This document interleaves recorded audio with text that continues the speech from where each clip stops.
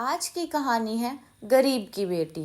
एक बार की बात है, एक गरीब लड़की रीना व उसकी माँ लक्ष्मी सड़क पर जा रहे थे। वह अपने गांव से काफी दूर पहली बार इस शहर में आए थे। कुछ आगे आकर वह दोनों एक चाय वाले की दुकान पर रुक गई।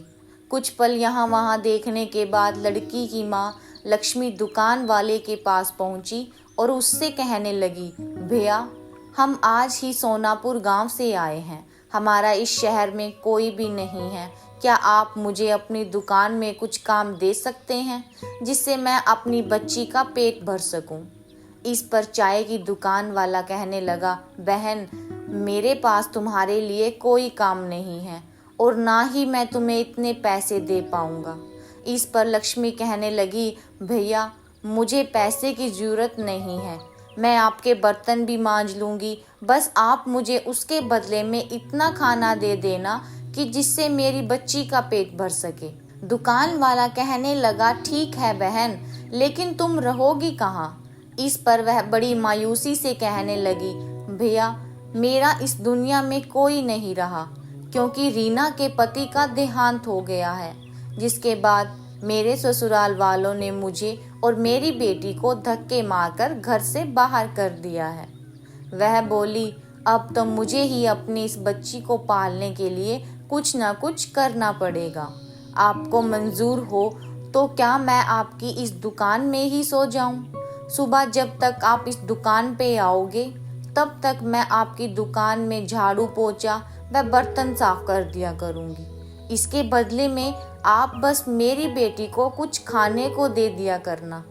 लक्ष्मी की ऐसी बातें सुनकर चाय वाले का मन पिघल गया और उसने लक्ष्मी की बात मान ली। दोनों माँ बेटी वहीं दुकान में रहने लगी और काम करने लगी। ऐसे ही उनका समय बीतने लगा। एक दिन चाय वाला उससे कहने लगा, बहन, मैं तुम्हारे लिए पास के कारखाने में बात करूँगा जिसमें मेरी चाय जाती है। उसके मालिक का स्वभाव बहुत ही अच्छा है। उनके पास तुम्हारे लिए कोई ना कोई काम अवश्य ही होगा जिससे तुम्हें व तुम्हारी बेटी को एक अच्छा ठिकाना मिल जाएगा।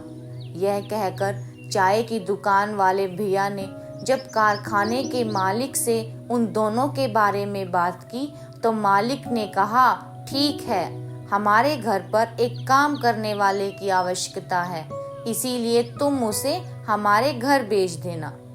वह चाय वाला लक्ष्मी व उसकी बेटी को मालिक के घर भेज देता है, जहाँ पर मालिक की पत्नी लक्ष्मी को घर का पूरा काम समझा देती है और साथ में यह भी समझा देती है कि तुम्हारी बेटी रीना मेरी बेटी स्मायरा से दूर रहे, जिससे उसे किसी भी तरह के इन्फेक्शन या बीमारी का खतरा ना रहे। एक दिन लक्ष्मी रसोई में काम कर रही होती है कि अचानक ही उसकी बेटी रीना के चीखने की आवाज़ सुनाई देती है। लक्ष्मी भागकर वहां जाती है।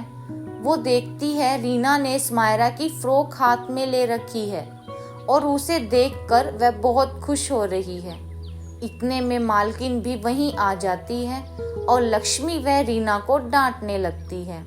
वह कहती है, लक्ष्मी, मैंने तुमसे कहा था ना कि स्मायरा की किसी भी चीज को मत छूना और उससे दूर ही रहना। यह कहते हुए मालकिन स्मायरा की उस फ्रॉक को रीना को ही दे देती है और कहती है, अब इस फ्रॉक को तुम ही पहनना।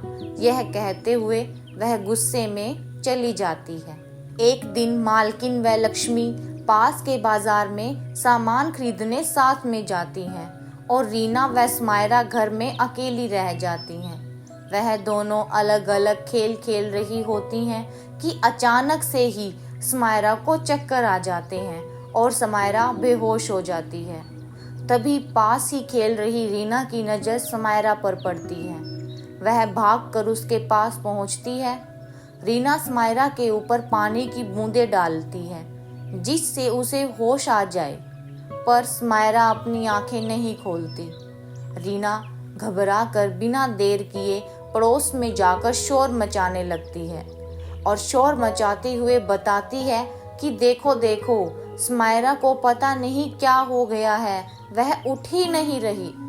उनके पड़ोसी आकर जब घर में देखते हैं तो वह स्मायरा की हालत देखकर जल्दी से डॉक्टर को बुला लेते हैं।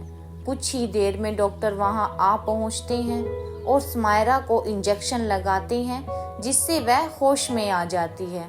कुछ देर बाद मालकिन व लक्ष्मी भी बाजार से लौट आती हैं और घर पर पड़ोसियों को देखकर घबरा जाती हैं। स्मायरा की हालत देखकर तो मालकिन बहुत ही परेशान हो जाती है, लेकिन डॉक्टर उन्हें दिलासा देते हैं कि अब वह ठीक है और कुछ दवाइयाँ लिख देता हूँ। स्मायरा की मम्मी उसके पापा को भी फ़ोन करके बुला लेती है। डॉक्टर उन दोनों को समझाते हैं कि ब्लड प्रेशर लो हो जाने की वजह से स्मायरा को चक्कर आ गए थे और वह बेहोश हो गई थी। ऐसे में अगर सही समय पर रीना पड़ोस में जाकर लोगों को नहीं बुलाती तो आज कुछ भी हो सकता था। वह रीना की बहुत तारीफ करते हैं और कहते हैं, अगर यह समझदार लड़की यहाँ ना होती तो पता नहीं आज क्या हो जाता। डॉक्टर की यह बात सुनकर स्मायरा की मम्मी और पापा बहुत खुश होते हैं। रीना व स्मायरा को साथ में खेलने की इजाज़त दे देते हैं, जिससे लक्ष्मी की परेशानी और भी सुलझ जाती है।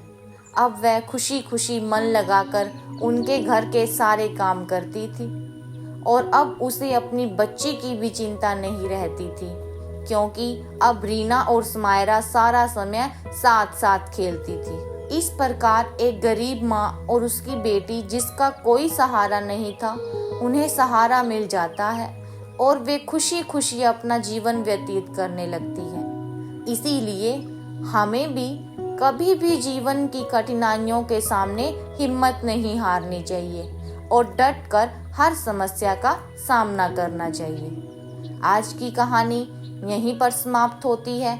ऐसे ही नई नई व रोमांचक कहानियों को सुनने के लिए हमारे चैनल को सब्सक्राइब करें।